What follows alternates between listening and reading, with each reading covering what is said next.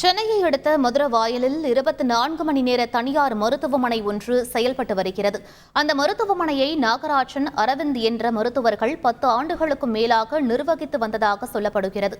இந்நிலையில் மருத்துவர் அரவிந்த் கடந்த 7 மாதங்களுக்கு முன்பு உடல்நலக்குறைவால் இறந்துவிட்டார்.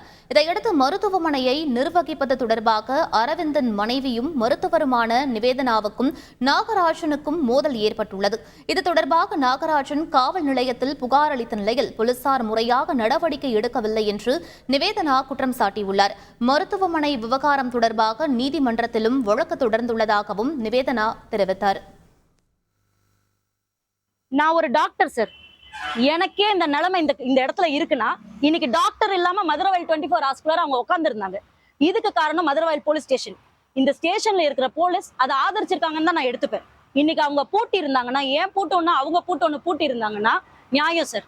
இதை ஒண்ணுதான் நான் ஸ்டேஷன்ல கேட்டேன். நாங்களும் இத்தனை வருஷம் மருத்துவமனை நடத்திட்டு இருந்த அந்த ஆதாரங்களை எல்லாம் நாங்கள் சமர்ப்பித்தோம் காவல் நிலையத்தில். அதனால அவங்க இருதரப்பை விசாரிக்கும் போது எங்களிடம் அதிகமாக ஆதாரங்கள் இருந்ததுனால அவங்க இதை அவங்க அந்த அம்மா நான் கோர்ட்டில் பார்த்துக்கிறேன் அப்படின்னாங்க. ஆமாம், அதனால கோர்ட்டில் பார்த்து நான் அவங்களுக்கு பெட்டிஷன் போட்டிருக்கேன் சொன்னாங்க. இதுவரை எங்களுக்கு எந்த விதமான கோர்ட்ல இருந்து எந்த சம்மனோ எதுவும் வரல. செய்திகளை உடனுக்குடன் தெரிந்து கொள்ள உடனே சப்ஸ்கிரைப் பண்ணுங்க.